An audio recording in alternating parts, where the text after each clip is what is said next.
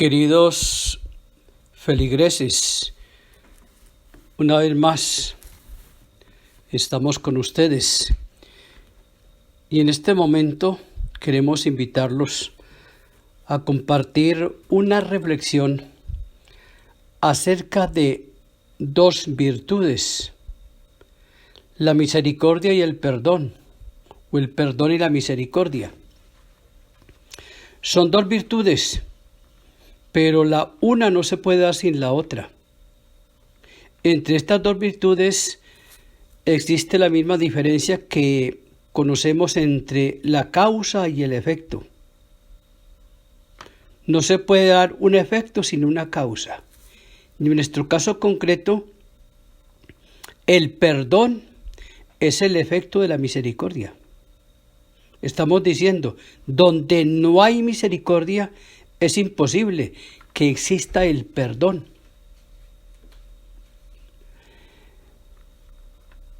En nuestro caso, entonces, el perdón es el efecto y la causa es la misericordia. Por eso, empecemos a analizar la misericordia. ¿Qué es la misericordia? Si miramos sus raíces, las vamos a encontrar en el idioma latino. Miseris cor dare.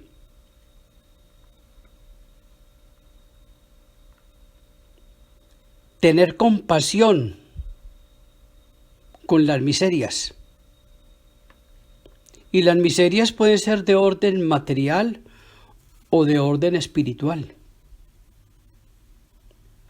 Y esas miserias pues son deficiencias, son falencias. Yo creo que ustedes recuerdan muy bien que hace algunos años, los primeros años del pontificado del Papa Francisco, él nos habló de las obras de misericordia. Unas que son materiales y otras que son espirituales. O sea que hay deficiencias materiales y deficiencias espirituales. Recuerdo que en mi escuela me enseñaron a mí y me las aprendí de memoria, las obras de misericordia, 7 materiales y 7 espirituales. O 7 corporales, decíamos más bien que corporales en vez de decir materiales. Y las obras de misericordia espirituales era dar buen consejo al que lo necesita. Nuestro mundo de hoy sí que necesita de consejos. Nuestros hijos, nuestros nietos, nuestros vecinos, todo nuestro entorno familiar, nuestro mundo de hoy sí que necesita de consejo. Cuánta tergiversación en este momento a través de los medios de comunicación social. Y tanta tanta tergiversación de la verdad en todos los estamentos. Entonces, hoy necesitamos el consejo, hoy más que nunca. Segundo, instruir al que no sabe. En este momento, pues, nos hemos tecnificado demasiado. Podemos tener muy buenas escuelas, muy buenas universidades, pero sin embargo, hay mucha gente ignorante. Y la ignorancia pues tiene que encontrar su solución en la instrucción, instruir al que no sabe. Pero en este momento sería una instrucción espiritual. ¿Cuántas personas que no saben dar razón de su fe? Yo les he contado algunas veces cómo en el examen prematrimonial existía una pregunta. ¿Usted conoce las principales verdades de su religión? Y había que contestar sí o no. Normalmente la gente decía que sí. Yo nunca la hacía. Me iba a casos concretos. Alguna vez le pregunté a alguien, dime qué es o qué entiendes vos por Santísima Trinidad. Y me dijo, la Santísima Trinidad es una virgen. Entonces, ahí se dan cuenta de las deficiencias y en este momento, pues en nuestros colegios y escuelas puede que haya mucha instrucción, pero no hay educación. Y es en la educación donde nos instruyen espiritualmente, si queremos volver a utilizar la palabra instrucción. La que sigue, corregir al pecador. Y hoy más que nunca. Hoy tenemos que empezar por hacerle entender a la gente que el pecado existe, porque se ha perdido la conciencia del pecado, corregir al pecador. Pero si los hombres y mujeres de hoy dicen que no son pecadores, ¿a quién vamos a corregir? Reconfortar al triste. Yo creo que ahora que hablamos de pandemias, en el mundo de hoy hay mucha gente triste, hay mucha gente deprimida, hay mucha gente con nostalgia, fracasada. Los encontramos diariamente en el camino de la vida. O sea que ahí tenemos una gran tarea. Perdonar las injurias. Ahí está, perdonar. Pero para perdonar las injurias, pues tenemos que ser misericordiosos. Vamos a ver inmediatamente el perdón. Pero les decía, el perdón es consecuencia de la misericordia, es efecto de la misericordia. Soportar las ofensas con paciencia. Nuestro mundo se ha vuelto muy irritable, ya no toleramos, hay mucha intolerancia. Y la última de las 7 espirituales, orar por los vivos y los difuntos. Yo creo que tal vez sí lo hacemos. Es tal vez la que de pronto cumplimos más, los que en este momento nos llamamos cristianos católicos. Y si pasamos a las corporales, pues encontramos también una oportunidad ahí de ejercer la misericordia. Dar de comer al que tiene hambre. Hoy, en este momento, más que nunca, cuántas personas con motivo de este problema del coronavirus, pues se van a encontrar en esa situación.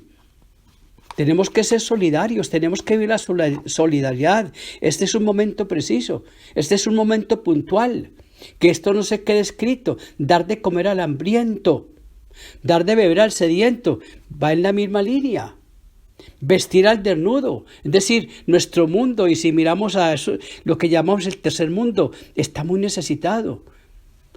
Todavía no conocemos las consecuencias de esta pandemia del coronavirus.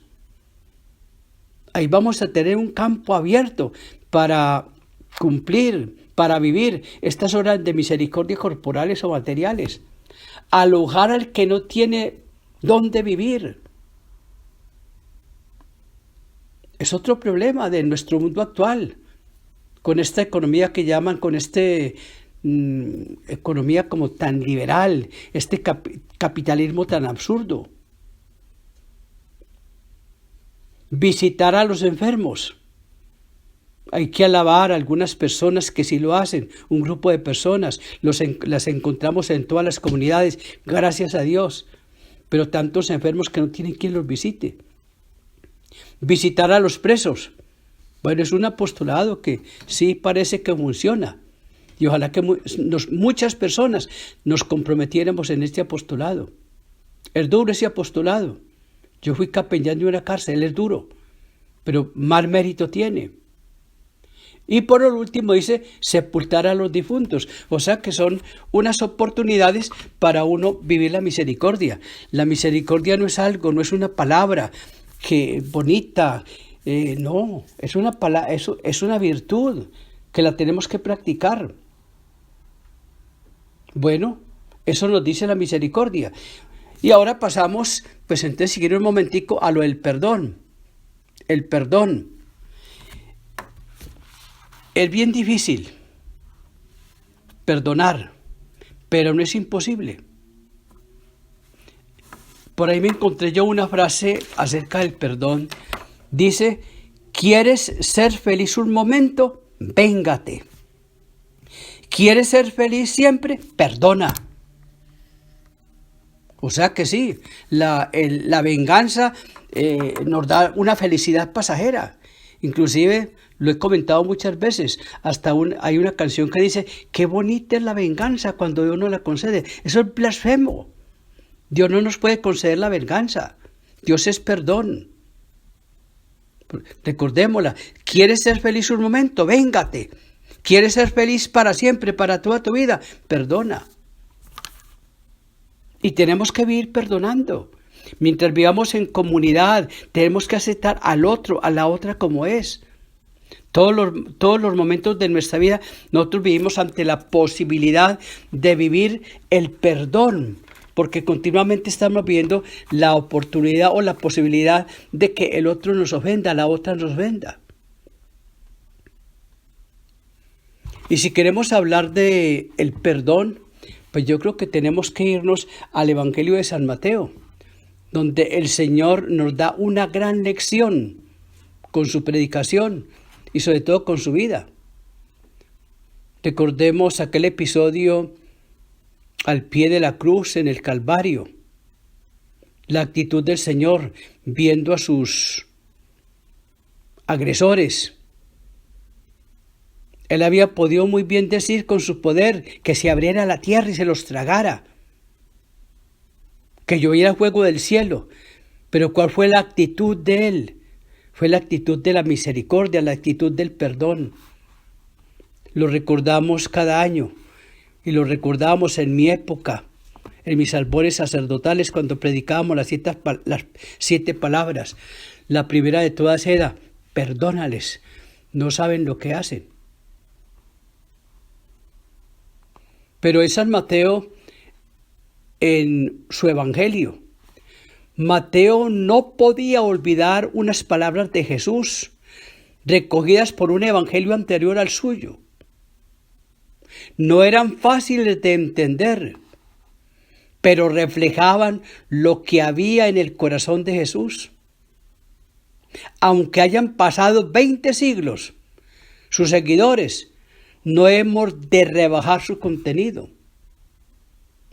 Recordémoslo, Pedro se acerca a Jesús, como en otras ocasiones. Lo hace representando al grupo de sus seguidores y le hace una pregunta fuerte.